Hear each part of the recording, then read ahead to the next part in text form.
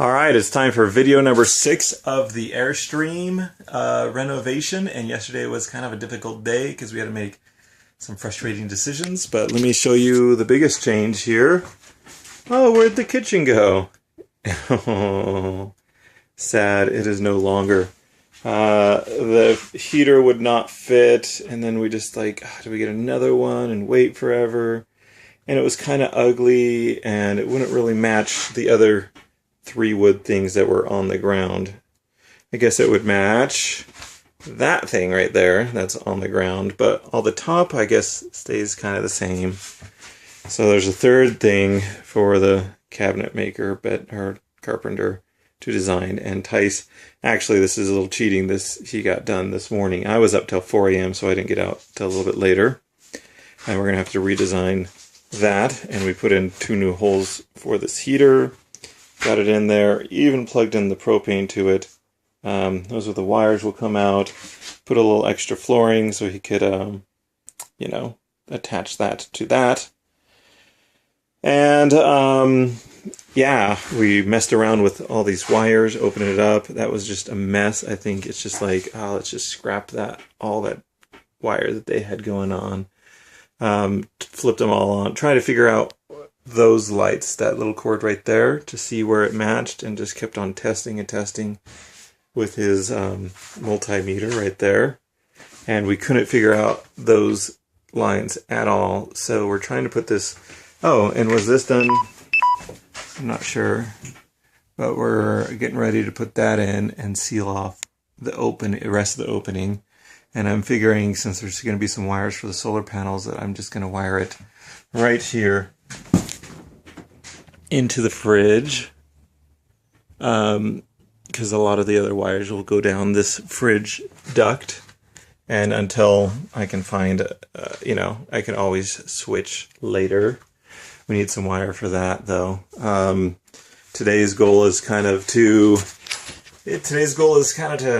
close up holes. I need to get some aluminum to fill up some of these holes, like the big gaping hole that the old furnace left, and the old furnace was just such an ugly hole on the side. And if you look here, let's see, this is the opening that's left over, and here's the new prettiness, and nicely caulked and sealed. Yesterday I went underneath here. We backed it up onto these. That was interesting. Look at these little straps. That was to hold this duct that was kind of air circulation to help heat it up. But when you have a 9,000 BTU heater compared to a 36 that there is now, I think we're doing all right. I also removed a few more hoses. Now pretty much the only hoses left there's some propane hoses, and there's 2 wires that go from left to right, okay? So we'll probably keep those for the DC since they're already there, but we've got a lot of holes to fix. And then here's an interesting thing. We cleaned out this bottom area, but it goes straight back there and straight down there, and I am not sure what's going on. We're not sure what's going on with the fridge to begin with, whether it works or not. We've actually found 2 cutoff valves. One's already, so of the 4 propane that come out of this black pipe right there, 2 of them have a shut-off valve. The 3rd is going directly to the fridge, and so the 4th is for the old stove, which I guess we would have to remove and block, and then we can test the propane lines. So, other things done yesterday. Let me show you.